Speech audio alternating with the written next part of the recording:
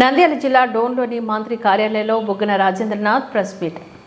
ఆంధ్రజ్యోతిలో మంత్రి సిబ్బంది బెదిరింపులకు మహిళ బలి శీర్షికన రాసిన కథనాన్ని తీవ్రంగా ఖండించిన ఆర్థిక శాఖ మంత్రి బుగ్గన రాజేంద్రనాథ్ నిరాధార ఆరోపణతో వార్తా కథనం రాయడంపై మంత్రి బుగ్గన రాజేంద్రనాథ్ ఆగ్రహాన్ని ఆంధ్రజ్యోతి వార్తను ఆధారంగా చేసుకుని ప్రెస్ మీట్ పెట్టి మాట్లాడిన కోట్లపైన మండిపాటు డోన్ టీడీపీ అభ్యర్థి కోట్ల సూర్యప్రకాష్ రెడ్డి వంటి అనుభవజ్ఞులు అజ్ఞానంతో అవగాహన లేకుండా మాట్లాడటం బాధ్యతారాహిత్యం. ఆంధ్రజ్యోతి పత్రికను చూసి అన్న పులి వచ్చే కథలాగా ఆరోపణలు అవాస్తవాలను మాట్లాడి అబాసుపాలు కావద్దని మనవి.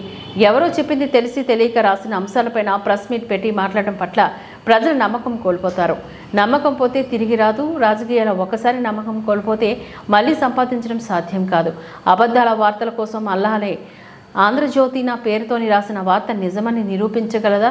కుందేలు కథలో లాగా చెట్టు కింద పడుకొని తాటిపండు పడితే ఆకాశమే విరిగి పడిందనుకొని కుందేలు పరిగెడితే సహచర జంతువులకు అదే చెప్పి అన్ని జంతువులను పరిగెత్తించిన కథలా ఉంది ఆంధ్రజ్యోతి దినపత్రిక. ఎంతో కష్టపడి అసత్యాలను ముత్యాల్లా పేర్చి అందమైన కథను రాసింది.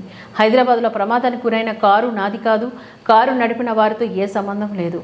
మైనర్ బాలుడు స్కూటీ నడిపిన వారు నాకు తెలిసిన వారిని నిరూపించగలరా? ఆత్మహత్య చేసుకున్న మహిళ ఎవరో కూడా తెలియదు. ఆంధ్రజ్యోతి రాసిన దానికన్నా క్రెడిబిలిటీ ఉన్న కోట్ల సూర్యప్రకాష్ రెడ్డి దానిపైన స్పందించడం బాధించింది అని అన్నారు.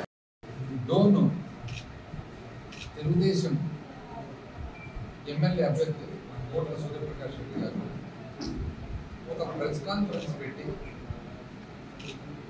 ఏదో ఎక్కడో యాక్సిడెంట్ జరిగిందని, ఆ యాక్సిడెంట్ నాకు సంబంధం అని, ఏదో మా పని మనుషులు పూర్వమని అన్నారని, ఎవరో సూసైడ్ చేసుకున్నారని.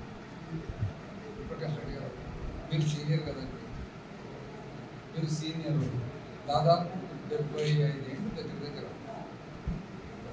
మీరు ఏదన్నా కానీ ఒక రిపోర్ట్ మీ నోటీస్కి వచ్చినప్పుడు మీరు దాన్ని జాగ్రత్తగా స్టడీ చేసి నిజాలు ఏమని చెప్పి కనుక్కొని మాట్లాడాలి. కానీ ఏది కనుక్కోకుండా ఎక్కడో ఏమో పేపర్లో ఎవరో ఏదో రాసినారని చెప్పి పేపర్ క్లిప్పింగ్ చూసుకొని ప్రెస్ కాన్ఫరెన్స్ అడ్రస్ చేసినట్టు.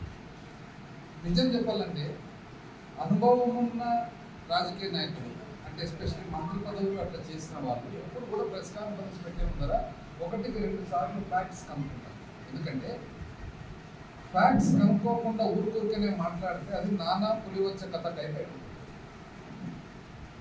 మనం ఒక బాధ్యత గల పోస్టులో ఉన్నప్పుడు ఎప్పుడైనా కానీ మనం ఏం మాట్లాడినా కూడా దాని వెనకాల నిజాలేమి అనేది ఖచ్చితంగా మనకు ఎవరో ఊరికే చెప్పి మనం ఏదో చెప్పిన మాటలు విని మనం మాట్లాడేది చాలా పొరపాటు.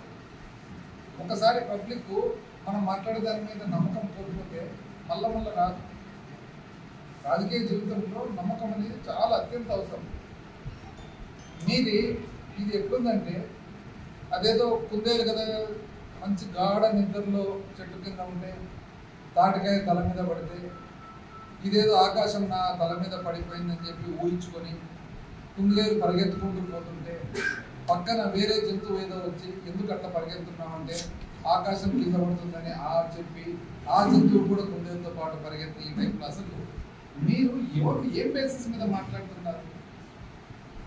అసలు బేసిస్ ఏమి? ఏదో పేపర్ తెలంగాణకు సంబంధించిన పేపర్ రిపోర్ట్, ఆ పేపర్ కూడా ఏ రిపోర్టు? ఆంధ్రజ్యోతి చాలా ఎంతో కష్టపడి అసత్యాలన్నీ కూడా సమకూర్చి పేపర్ మీద పెట్టాలనేది వాళ్ళు ఒక పద్ధతి ప్రకారం, ప్రణాళిక ప్రకారం పోతున్నారు. సో వాళ్ళు ఏదన్నా రాసినప్పుడు ఆ రాత కరెక్టా కాదా అనేది మీరు కనుక్కోవాల్సిన బాధ్యత. ఈరోజు ఆ కారు నాకు సంబంధించినదని మీరు నిరూపించగలుగుతారా? పోనీ ఆ కారులో ఉన్న వాళ్ళు నాకు సంబంధించిన నిరూపించగలుగుతారా?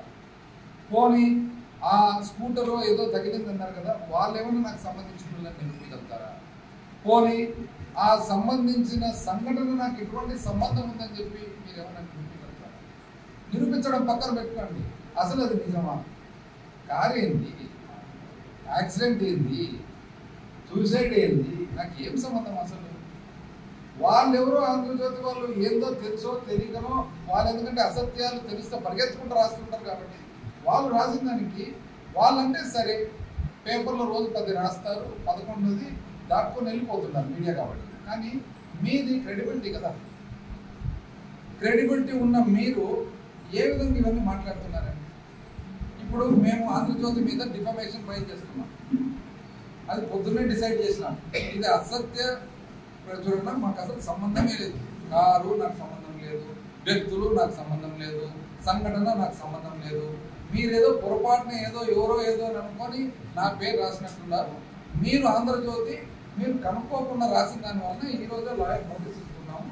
లాయర్ నోటీస్కు సంబంధించిన రిప్లై వచ్చిన తర్వాత ఆ రిప్లైని బేస్ చేసుకొని డిఫమేషన్ ఫైల్ చేయాలని చెప్పి